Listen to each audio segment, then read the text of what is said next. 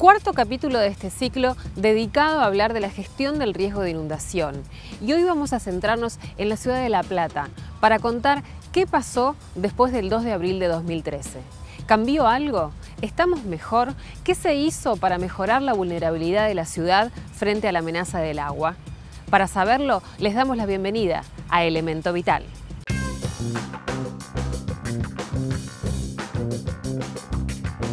El agua dulce de nuestro planeta es poca. Es un estado casi terminal de un cuerpo de agua. Para este siglo XXI el conflicto es por agua. El cambio climático no está en el futuro, está ya ocurriendo. Los problemas del agua hoy en día son problemas de organización y de gestión.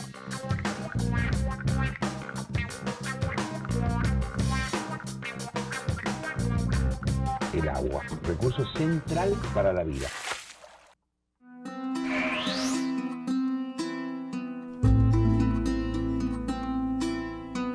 El 2 de abril de 2013 marcó a fuego la memoria colectiva de La Plata. Desde ese día, ninguna lluvia es igual. El agua dejó el fantasma de saber que una inundación así era posible. La pregunta es si nos atrevemos a pensar que puede volver a ocurrir. La lluvia de aquel 2 de abril fue intensa, extraordinaria y récord, pero está lejos de ser la peor que se puede esperar. El análisis estadístico de las precipitaciones caídas desde 1911 determinó que la región puede tener lluvias máximas de 500 milímetros. Y aunque aún no se alcanzó ese techo, la progresión de los eventos más importantes de los últimos años muestra claramente cuál es la tendencia.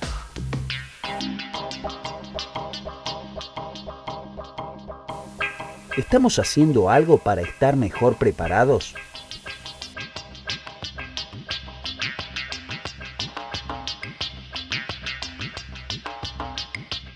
Prepararse más y mejor como ciudad es mucho más que hacer obras, porque insistimos, no hay obra que pueda protegernos de manera total y en cualquier circunstancia.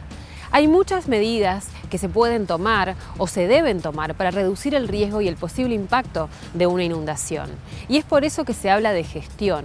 Gestionar es educar, es prevenir, es prepararse para la emergencia, pero también introducir cambios y mejoras en el territorio para ser menos vulnerables. Así como tuvimos un problema el 2 y 3 de abril, podemos tener un problema similar en el futuro. Menor, mayor, igual. La cuestión es que la comunidad esté mucho mejor preparada. Si siempre hay consecuencias que afectan a población, ¿por qué no moviliza gestión? Que de eso se trata.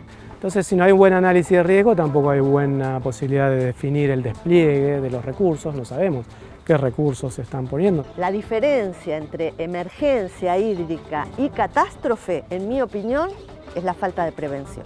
La gestión es lo que transforma un episodio que puede ser solamente una emergencia y no una catástrofe.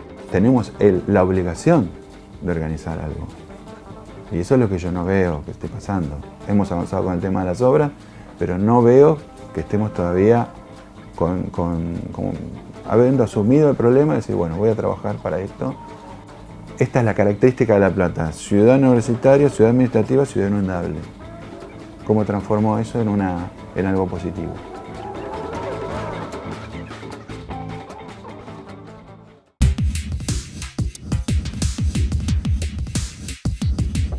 El agua tiene su historia, y la historia es historia porque hubo agua.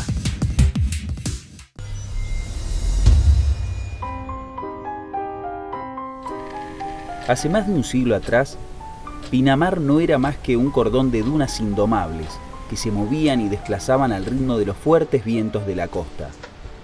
Toda esa franja de arenales donde se formaron las localidades balnearias que hoy conocemos eran los fondos de unas 70.000 hectáreas de campos y estancias que pertenecieron a Martín de Álzaga y a su mujer, Felicitas Guerrero.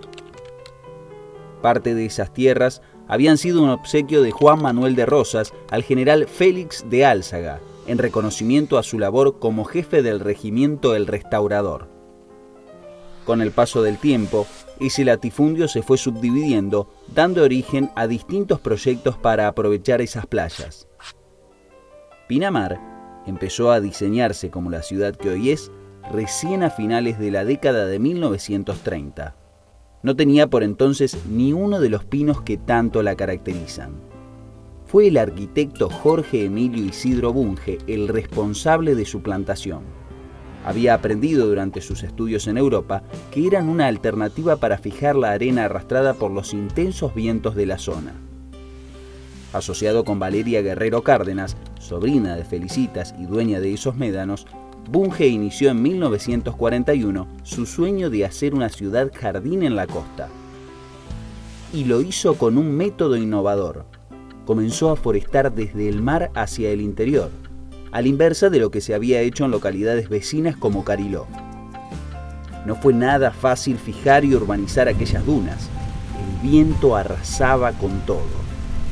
Hubo, incluso, que regar los pinos a mano para asegurar el éxito de la plantación. Las intensas lluvias de ese año fueron una ayuda extra fundamental. Y con esos pinares en pie empezó, poco a poco, a hacerse realidad la idea de una ciudad en armonía con la naturaleza, donde el verde estuviera fusionado con el mar. De esa conjunción nació Pinamar, y su nombre y su historia son el fiel reflejo del sueño de ese urbanista que diseñó una ciudad adaptándola al ambiente.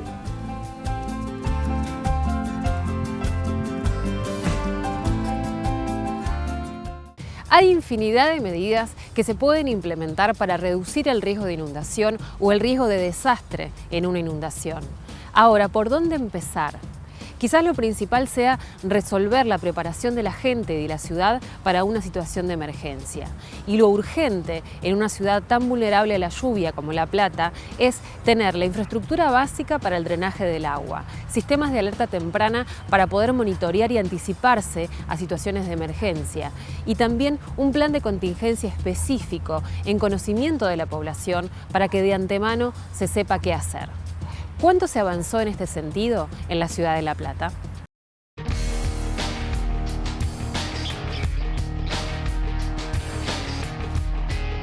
Bueno, a 2 años lo que podemos rescatar es que se rompió una inercia muy grande al haber encarado estas obras de desagüe. Entre esas obras se destaca el ensanche y la canalización del Arroyo El Gato, principal vía de drenaje de la ciudad que se está ejecutando lentamente y por etapas. Pero para que esta obra se considere completa, hace falta, entre otras cosas, construir derivadores y reservorios, incorporar puentes y aliviadores, trabajar sobre los arroyos afluentes y adaptar la red fina de pluviales. Lo que se está construyendo hoy es para una tormenta que en promedio puede suceder una vez cada 5 años. O sea que es un nivel relativamente bajo de protección, pero ni eso teníamos en La Plata. De acuerdo a los estudios realizados, con la obra finalizada y completa, se logrará la reducción de unos 30 centímetros en el nivel de agua acumulada durante una tormenta. Con lo cual, por supuesto, aquel que tenía 1,90 m, tenía 1,60 m, la lógica dice, bueno, mucho no me alivia. Pero eso, extendido lateralmente a toda la ciudad, reduce bastante la impronta, ¿no? Otro beneficio, no menos importante, es que el agua desagotaría en la mitad de tiempo que el 2 de abril de 2013. Achica mucho los plazos en los cuales reside el agua en la ciudad, con lo cual es más favorable poder acceder a esas zonas críticas. No es lo mismo estar inundado desde las 5 de la tarde hasta las 11 o 12 de la noche que estar inundado hasta las 7 o 8 de la mañana el otro día. Hay mucha gente que no resistió eso. Hay obras que son necesarias.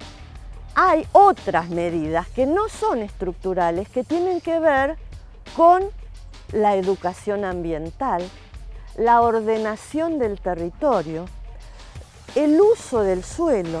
Tenemos que preparar estrategias para adaptar la ciudad y estrategias para adaptarnos nosotros en el caso de que suceda, que eso es un plan de contingencia. Ya desatada una inundación grande, tener un plan de emergencia bien pulido y trabajado con la población. Porque como dice la Cruz Roja Internacional, de nada vale tener un sistema de alerta y un plan de emergencia si las personas que están en situación crítica no están entrenadas para poder actuar. La Municipalidad de La Plata elaboró un plan para el manejo de situaciones de emergencia que está subido a su página web. Pero no es un documento específicamente pensado para un caso de inundación. Carece de medidas concretas de organización y evacuación, no establece prioridades en cada barrio según el nivel de riesgo, ni prevé cuáles serán los lugares que servirán como refugio en cada zona en el momento crítico. Lo que tenemos es un documento escrito para 20 amenazas de cualquier naturaleza, puede ser inundación, puede ser un vuelco de combustible, o sea, es inespecífico. Y por lo tanto no hay un buen análisis del riesgo hídrico, de cuáles son las zonas más vulnerables, con obras, sin obras, hasta dónde puede llegar a subir el agua si llueve tanto, si llueve menos, ¿qué pasa? Que una ciudad esté mejor preparada significa que, ante una situación de emergencia por lluvias intensas, cada cual sepa qué debe hacer, a dónde debe ir, cómo y en qué momento hacerlo. Por eso, no solo es importante el plan en sí mismo, sino que la gente lo conozca y lo haya incorporado. Cada barrio tiene que tener un mapa de evacuación de las aguas y evacuación de las personas. Y tenés que poner todo ese sistema urbano de transporte al servicio de la ciudad en ese momento. ¿Quién va a querer ir a trabajar? Tenés que facilitar la evacuación, tenés que facilitar el rescate y ayudar a las personas. Tenés que cambiar el chip y decir, bueno, ahora estoy inundado, mi rol es otro. Y vos tenés que asignar esos roles. Tenés que decirle a un chofer, tenés que entrenar, decir, mira, cuando tenemos la orden de La Plata está inundada, vos tenés que dejar tu recorrido habitual y estacionarte en tal esquina por si hay evacuado. Ese va a ser tu rol. La gente tiene que saber en qué situaciones puede considerar que hay un riesgo grave, mediano, no grave, qué hacer, cómo proteger sus instalaciones, cosas básicas, la luz tiene que estar arriba, abajo. Hay que seguir con otro esquema de funcionamiento que implique ciertos sectores de la ciudad que siguen siendo muy críticos, otro tipo de medidas que no son solamente las estructurales, las de las obras, los sistemas de alerta, la organización barrial, los refugios, el organigrama del tránsito. Muchas otras cosas que tienen que ver con alertas tempranas, muchas otras cosas que tienen que ver con la organización civil, muchas cosas que tienen que ver con el auxilio de las instituciones de gobierno hacia la población y muchas cosas que tienen que ver con la población en sí misma. Además de prepararse para una situación de emergencia, una ciudad puede implementar medidas que reduzcan su nivel de riesgo de inundación. Esas acciones pasan básicamente por cuidar cómo se usa y se ocupa el territorio y por incluir en esa planificación estrategias que optimicen el manejo del agua. En Resistencia Chaco, por ejemplo, el Código de Planeamiento Urbano incorporó el concepto de coeficiente de infiltración, que mide cuánta agua absorbe un terreno cuando llueve. Ese índice funciona como un límite para las construcciones, porque se puede edificar, pero sin alterar esa proporción. No se puede romper ese balance hídrico y así se evita que haya más agua en las calles y se comprometa la capacidad de los desagües. Son estrategias urbanísticas, pero que evitan crear riesgos extras en zonas de por sí vulnerables al agua. El último informe de ingeniería sobre la inundación en La Plata y cualquier informe profesional que leamos dice, ojo con cómo ocupamos el territorio. Ciudades, asfalto, población a la vera de los arroyos. Son muchas las intervenciones del hombre que multiplicaron el riesgo de inundación de la ciudad. Y si no se trabaja para modificar esos factores, el agua seguirá siendo siempre una amenaza. Uno de los puntos clave es relocalizar a las 700 familias que viven sobre las márgenes del arroyo El Gato. Y aunque hay un plan para construir 120 viviendas en el barrio del Mercadito, a 2 años de la inundación, apenas 40 fueron trasladadas de manera provisoria. Se ha intentado muchas veces mover a la población marginal, me refiero a la que vive sobre las márgenes, la que está pegadita al arroyo, y es muy difícil.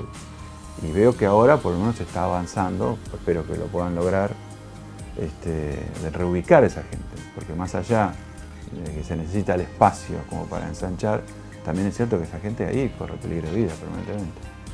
Y lo que hay que hacer es tratar de apuntar a una educación ambiental que concientice a la gente de la peligrosidad de estar en esos lugares que tienen un alto riesgo, digamos, ambiental, y que pueden perder, digamos, toda su pertenencia y sufrir alguna pérdida incluso de vidas humanas. La impermeabilización del suelo es otro factor que requiere atención. La proliferación de invernaderos en la cuenca alta también ha modificado la dinámica de escurrimiento del agua. Ha aumentado la decapitación del suelo, que también actúa como un deslizante sin absorción.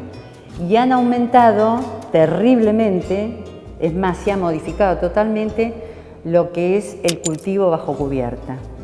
Hace 15 años no existía el cultivo bajo cubierta. Y el cultivo bajo cubierta actúa lo mismo que la urbanización, sin drenaje por otro lado. Desde la gestión, también es necesario implementar estrategias para mejorar el manejo del agua en el momento más crítico de una tormenta. Uno es la de los reservorios, pero no los reservorios como se está trabajando acá, que son reservorios urbanos, y hay algunos que no me niego también, sino el reservorios en los lugares donde, digamos, se inunda más, y el reservorios en las propias viviendas. Acá los grandes hipermercados en la zona de La Plata vuelcan a través de su playa de estacionamiento no menos de un 5% de todo el caudal que tiene el río en la desembocadura.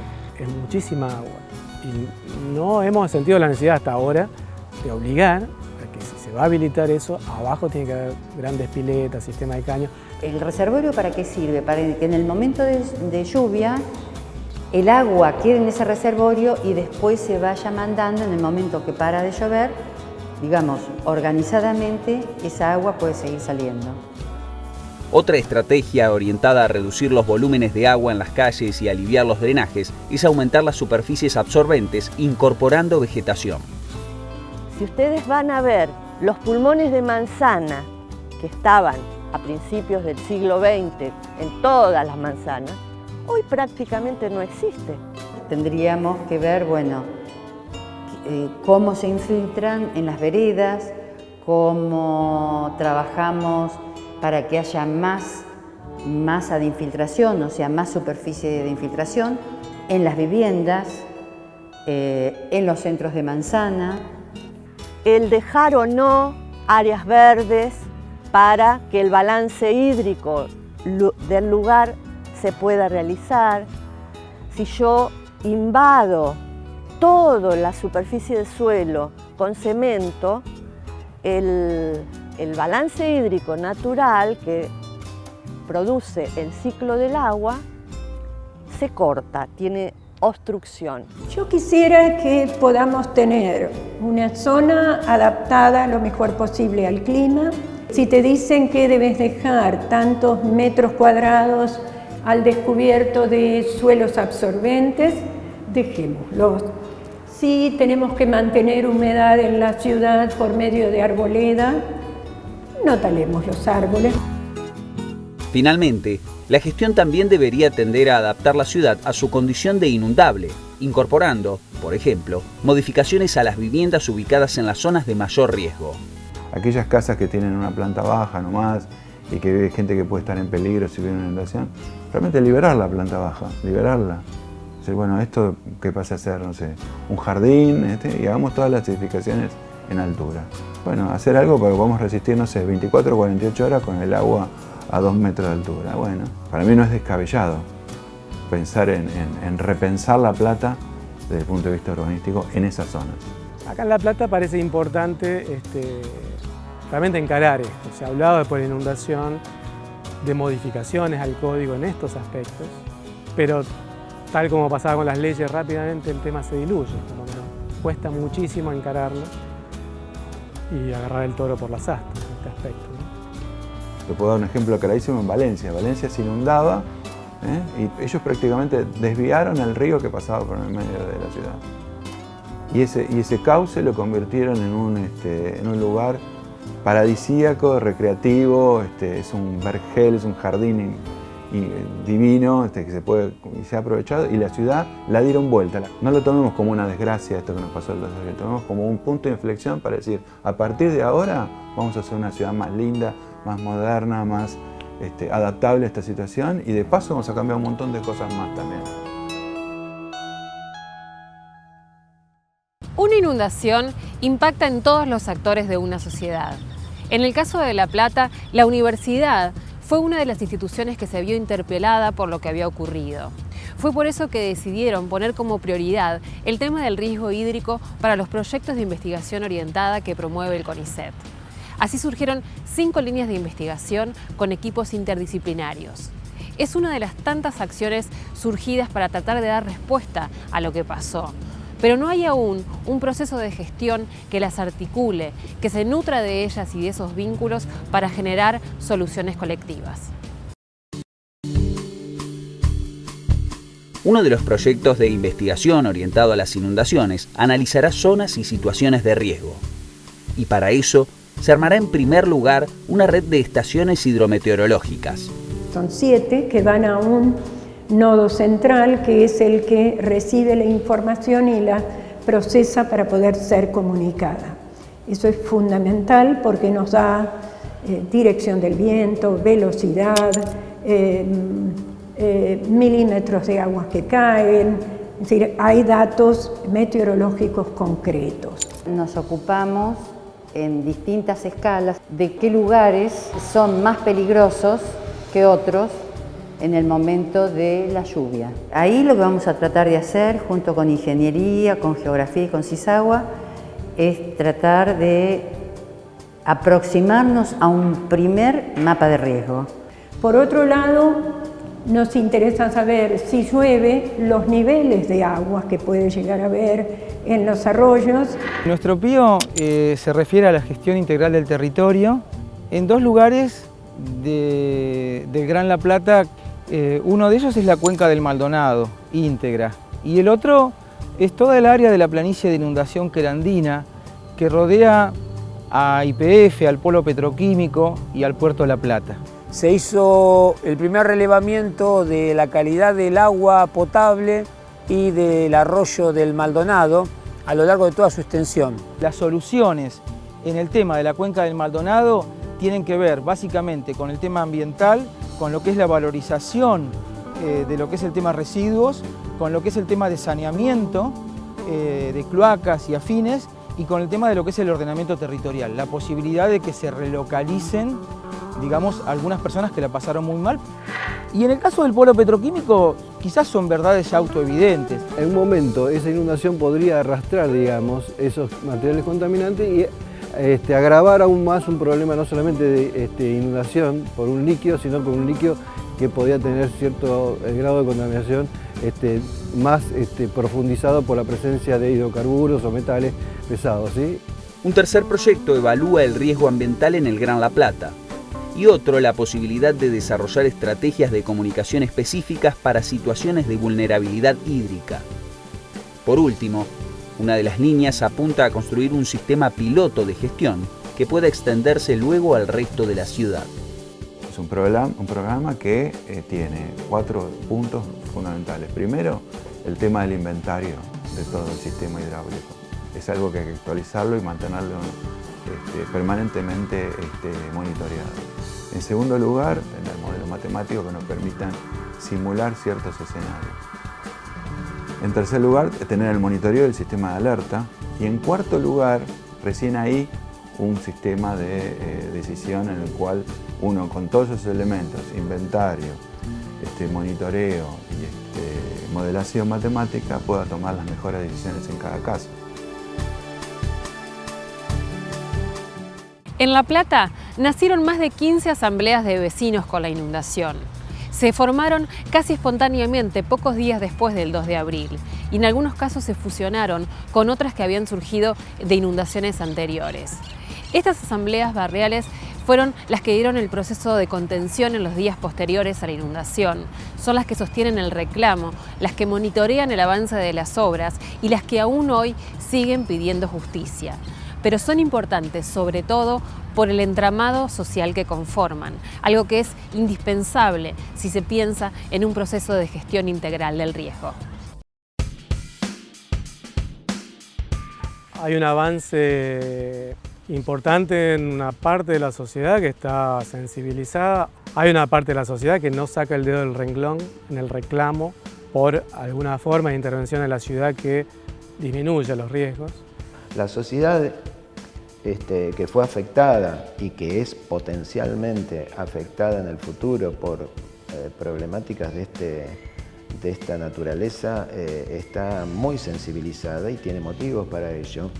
La gente quiere ser un actor y quiere participar. Cuando salen a monitorear, cuando van a hacer monitoreos en campos, se te llena de gente alrededor que te está preguntando qué están haciendo, qué dejan de hacer.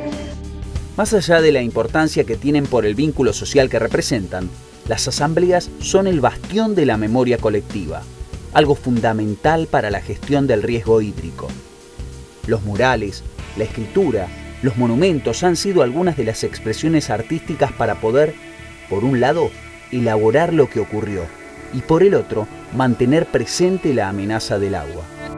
Hemos hecho no una vez, sino un par de veces, por lo menos el de marcar con cintas el nivel al que ha llegado el agua, que es una manera de mantener vivo el recuerdo, digamos, de a dónde llegó. Pero las asambleas también fueron un entramado necesario para la contención de los inundados y son hoy, sobre todo, un espacio para mantener vivo el reclamo de no estar en riesgo la próxima vez. Las secuelas, digamos, están bien visibles en el ánimo de la mayoría de la gente con la que hablamos, que se congrega en las reuniones. En esta asamblea, la de autoconvocado de Tolosa, se hizo trabajo con psicólogos para quien quisiera, digamos, ¿no? De talleres como de elaboración de esa situación conflictiva. A la vez, racionalmente, peleamos por todas estas cosas que significan, sí queremos saber que se diga, que se explicite dónde están los riesgos todavía, cuáles vamos a tener, ¿no? Eso a nosotros nos moviliza mucho porque no hay que abandonar eso, ¿no? Es decir, que hay que seguir estudiando y hay que seguir proponiendo cosas. Creo que es un problema de carácter permanente y dinámico. Por lo tanto, exige que estemos siempre sobre el tema. Y me parece que es la responsabilidad de todos, de todas las instituciones, aportar a que, no podemos solucionar el problema y decir nunca más van a llover tantos milímetros en la región. Estamos potencialmente afectados por eso. La cuestión es que si hubiera un episodio de una naturaleza similar, estemos mucho mejor preparados.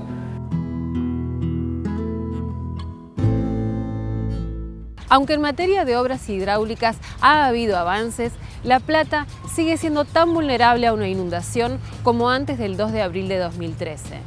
No hay cambios visibles en la manera de construir, de vivir, de producir, que muestren que la ciudad se está preparando mejor para una situación futura de emergencia hídrica. No se está gestionando para adaptarse a las vulnerabilidades que tenemos o para remediar aquellas que hemos creado. Incluso hay poco trabajo de concientización de que La Plata es una ciudad inundable y de que no es una locura pensar en que lluvias como las del 2 de abril puedan repetirse.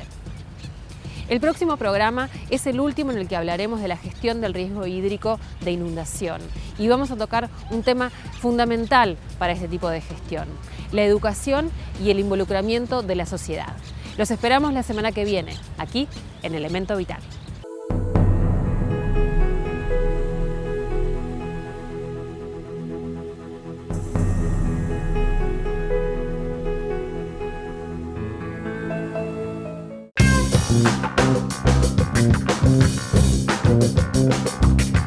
El agua, recurso central para la vida.